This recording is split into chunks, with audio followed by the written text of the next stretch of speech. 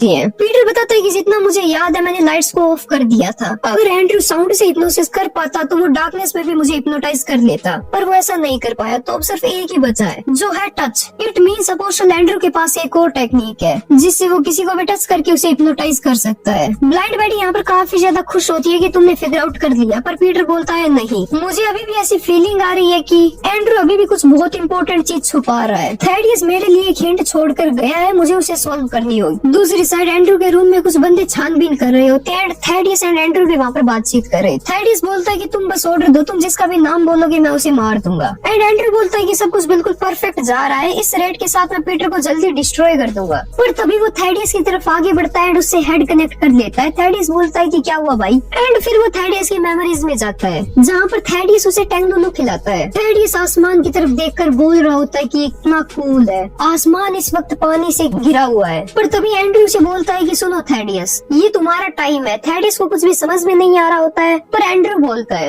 ये white night से different है। व्हाइट नाइट वो टेक्निक होती है जिसमें हैंड साइन से आप दूसरे को हिप्नोटाइज करते हो। एंड्रू बोलता है कि ये व्हाइट नाइट से काफी ज्यादा डिफरेंट है। पोलर नाइट का एक बहुत ही डेडली एस्पेक्ट है। पोलर नाइट वो टेक्निक है जिसमें आप छूकर दूसरे को हिप्नोटाइज करते हो। अगर मैं तुम्हें सिंपली बताऊं तो पोलर नाइट टेक्निक का यूज जब भी एंड्रू किसी पर करता है तो उस बंदे की कुछ टाइम बाद मौत हो जाती है, इसीलिए इसे उस क्लैन में कर्स बोला जाता था। एंड्रू बोलता है कि अगर मैं क्लियरली बताऊं तो तेरे पास सिर्फ 21 आवर्स है जिंदा रहने के लिए, उसके बाद तू स्वर्ग सिधार जाएगा। एंड थैडियस की आंखों से भी खून निकल रहा होता है। इस टाइम के पूरा होने के बाद तेरा सबसे प्रीशियस इंसान मारा जाएगा। तभी हम पीटर को देखते हैं एंड वो अब भी भाग रहा होता है। भागते भागते उसे कुछ बहुत ही अजीब सा सेंस होता है, वो रुक जाता है जिसके तुरंत बाद वो जंप करता है एंड एक बुलेट से बच जाता है जो डायरेक्ट अभी उसकी खोपड़ी खोलने वाली थी। ये बुलेट चलाई थी हमारी अपोस्टल मैथ्यू ने। एंड रिवील होता है कि अपोस्टल मैथ्यू इस सेरेन के रूप में डिस्गाइज थी। मैथ्यू बोलती है कि ये तो चीटिंग है, कोई भी ह्यूमन सिर्फ किलिंग इंटेंट को फील करके एक शॉट से डॉच नहीं कर सकता। मैथ्यू बोलती है चलो बेब गेम स्टार्ट करते हैं। अब पीटर भी समझ जाता है कि वो अगर यहाँ पर ज्यादा देर रहा तो ये डेंजरस होगा।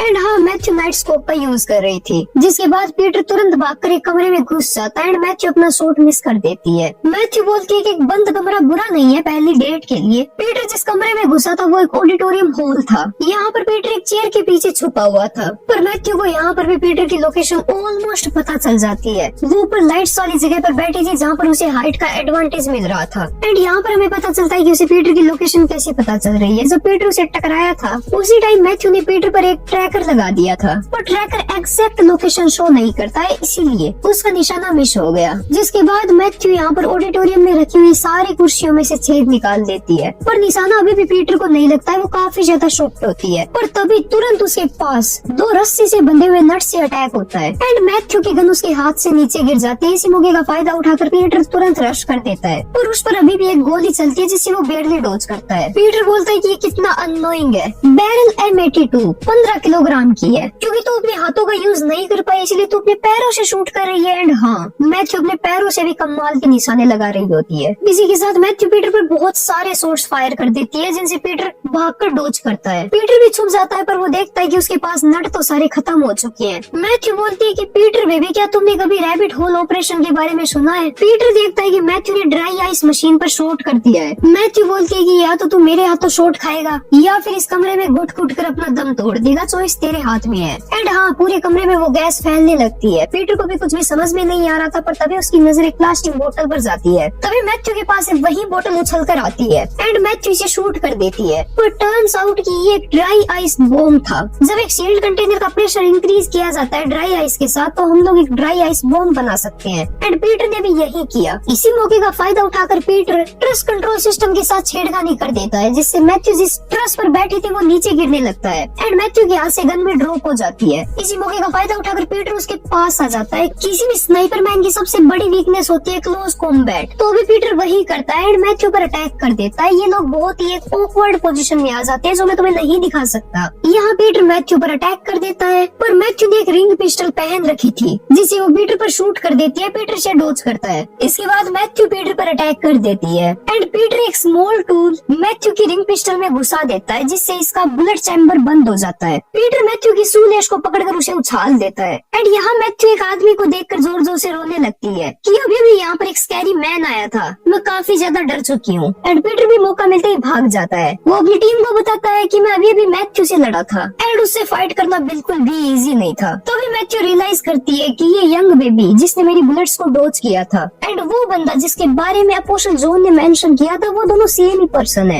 ये तो काफी ज्यादा कमाल की बात है। फिर पीटर चेंजिंग रूम में बैठा हुआ अपनी मरहम पट्टी कर रहा होता है। वो जीवन से साथ में बोलता है कि क्या तुम्हें एंड्रू के बारे में और इन्फॉर्मेशन मिली। जीवन बोलती है कि भाई तू मुझे क्या समझ रहा है, लेकिन मुझे एक इंटरेस्टिंग बात पता चली है। मैंने एंड्रू की कार्ड ट्रांजैक्शन हिस्ट्री चेक की है एंड सारे ट्रांजैक्शंस डबल थे। पीटर बोलता है कि इसका क्या मतलब हुआ। जीवन बताती है कि फ्लाइट टिकट से लेकर छोटी से छोटी चीज जैसे कि टूथब्रश, सब चीजों के पैसे डबल बार दिए हुए थे। जहाँ तक मुझे समझ आ रहा है, एक और बंदा है जो कि अपोस्टल एंड्रू की हेल्प कर रहा है बिहाइंड द सीन, और शायद ये क्लू भी हो सकता है हाना को ढूंढने के लिए। पीटर बोलता है ये तो मैं भी काफी ज्यादा क्यूरियस हूँ, मैं यहाँ से संभाल लूंगा सब कुछ। हमारी कन्वर्सेशन से मुझे काफी सारी इंटरेस्टिंग चीजें समझ में आई है। सीमन एंड कागियो ब्लाइंड बैडी से बात कर रहे होते हैं। कागियो बोलता है कि जहाँ तक मुझे पता है एंड्रू हमेशा अकेला ही काम करता है एंड साइमन भी इसे सपोर्ट करते हुए बोलता है कि वो एक अपोस्टल है, भला उसे किसी और की नीड क्यों होगी। जीवन बोलती है कि तुम जरा ये सारे एक्सीडेंट्स देखो, एंड्रू ने कभी खुद से जाकर फाइट की ही नहीं थी। कोई ऐसा बंदा है जो उसकी पीछे से हेल्प कर रहा है। वो बंदा मैथ्यूस की तरह फाइट नहीं कर सकता है। उसके पास कोई ऐसा बंदा है जिस पर वो कम्प्लीटली ट्रस्ट कर सकता है। कागियो बोलता है कि शायद वो कोई दूसरा अपोस्टल हो सकता है। साइमन बोलता है कि अगर ऐसी बात है तो उसे हम जल्दी ढूंढ देंगे। वो लोग पीटर को बोलते हैं कि ब्रदर शायद ऐसा हो सकता है कि कोई दूसरा बंदा है मैथ्यू के अलावा जो कि अपोस्टल एंड्रू की हेल्प कर रहा है। मैं एंड कागियो आपके पास जल्दी पहुंचते हैं, पर पीटर मना कर देता है। पीटर बताता है कि मैं तुम लोगों की छानबीन की काफी ज्यादा रिस्पेक्ट करता हूँ, पर अभी मेरा यहाँ पर अकेला लड़ना ही सही है। तो ये माइक पर अनाउंसमेंट होती है एंड ये था थेडियस। थेडियस बोलता है कि पीटर ब्रदर, मैं थेडियस बोल रहा हूँ, अगर आप सुन रहे हो तो जल्दी मेरे पास आ जाओ, मैं 7 घंटे में मरने वाला हूँ। इस बात से पीटर काफी ट्रिगर होता है। थेडियस अपनी बात को कंटिन्यू करते हुए बोलता है कि प्लीज न्यूज रूम में आ जाओ जल्दी से। हमारी टीम पीटर से बोलती है तो तुम्हारा क्या प्लान है, क्या तुम वहाँ पर जाने वाले हो? तुम्हें पता है कि ये ट्रैप है, पर पीटर किसी की कहाँ सुनने वाला है। पीटर सीधा न्यूज रूम की तरफ भाग रहा होता है। रास्ते में वो अपनी टीम को बताता है कि मेरे पास एक रास्ता है। वो न्यूज रूम के अंदर एंटर करता है। वहाँ पर काफी ज्यादा अंधेरा होता है, पर तभी उसके पास की एक स्क्रीन चमकने लगती है। पीटर तुरंत खबर लेता है। इस मॉनिटर पर एंड्रू का वही हैंड साइन चल रहा था। मींस पीटर अगर इसकी तरफ देखता है तो पीटर हिप्नोटाइज हो जाएगा। वहाँ पर एंड्रू भी था जो बोलता है कि पीटर तुम मुझे अपना असली रूप कब दिखाओगे? पीटर बोलता है कि यार हम इतने भी क्लोज नहीं है। एंड्रू सेज भाई तुझे जल्दी करनी चाहिए, थेडियस न्यूज रूम में तेरा वेट कर रहा है। मुझे नहीं लगता तू उस तक पहुंच भी पाएगा, क्योंकि एक बहुत बड़ा ऑब्स्टिकल तेरे सामने है। हम देखते हैं बहुत सारे बंदे पीटर को मारने के लिए खड़े थे। उनके हाथ में कुछ न कुछ छोटा मोटा हथियार था। शायद से ये लोग एंड्रू के हिप्नोसिस में है, या फिर शायद उसके अंडर में भी हो सकते हैं, पता नहीं। और पीटर यहाँ पर सोच रहा होता है कि उन्हें इस सबको हराना होगा, पर साथ ही में वो उनकी तरफ देख नहीं सकता क्योंकि वो डायरेक्ट मॉनिटर की साइड में खड़े हैं। अगर पीटर उनकी तरफ देखेगा तो वो हिप्नोटाइज हो जाएगा।